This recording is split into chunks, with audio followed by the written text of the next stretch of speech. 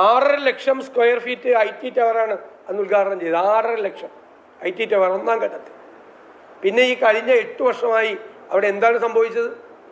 ഒരു കോർഡിനേഷൻ ഉണ്ടായിരുന്നോ? അവിടെ ഒരു മോണിറ്ററിംഗ് ഉണ്ടായിരുന്നോ?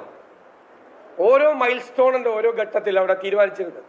ഓരോ മൈൽ സ്റ്റോൺ അത് പിന്നിടാതിരിക്കുമ്പോൾ അത് എന്തുകൊണ്ടാണ് എന്ന് ഉത്തരവാദിത്തപ്പെട്ടവരാരാണ്? മുഖ്യമന്ത്രി അന്വേഷിച്ചു, വ്യവസായ മന്ത്രി അന്വേഷിച്ചു, ആരും അന്വേഷിച്ചില്ല. അവസാനം 8 വർഷത്തിന് ശേഷം ടീകോമിന് നഷ്ടപരിഹാരം കൊടുക്കാനുള്ള തീരുമാനം എന്തിൻ്റെ അടിസ്ഥാനത്തിലാണ് ഗവൺമെൻറ് എടുക്കുന്നത്? ഇതിൽ ദുരൂഹതയുണ്ട്. കാരണം കോടിക്കണക്കിന് രൂപയുടെ ഭൂമിയുണ്ട് അവിടെ. 248 ഏക്കർ ഭൂമിയാണ്. ആ ഭൂമി സ്വന്തക്കാർക്കും ഇഷ്ടക്കാർക്കും കൊടുക്കാൻ വേണ്ടിയിട്ടുള്ള ഗൂഢനീക്കമാണ് ഇതിൻ്റെ പുറകിൽ. ഭൂമി കച്ചവടം. പദ്ധതി എന്തുകൊണ്ട് പരാജയപ്പെട്ടു എന്ന് കേരളത്തിലെ ജനങ്ങളോട് പറയേണ്ട ഉത്തരവാദിത്തം ഗവൺമെന്റിനില്ലേ? ഒന്നാം ഘട്ട ഉദ്ഘാടനം ചെയ്തതല്ലേ 2016. ഈ 8 വർഷത്തിനിടയിൽ സ്മാർട്ട് സിറ്റിക്ക് എന്താണ് സംഭവിച്ചത്?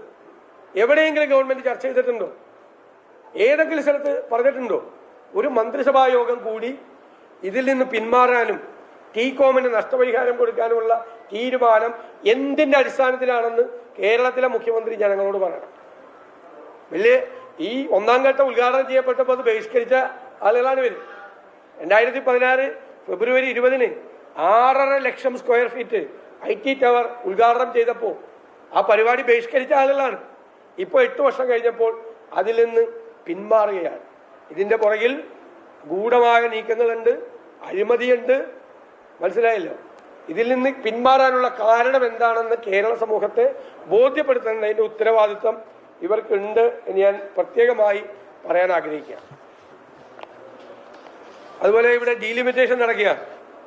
ഡീലിമിറ്റേഷനുമായി ബന്ധപ്പെട്ട ഉദ്യോഗസ്ഥരുടെ നിയമനം മുഴുവൻ CPM സംഘടനയായ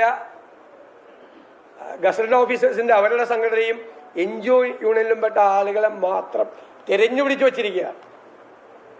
രാഷ്ട്രീയ അതിപ്രസരമാണ്.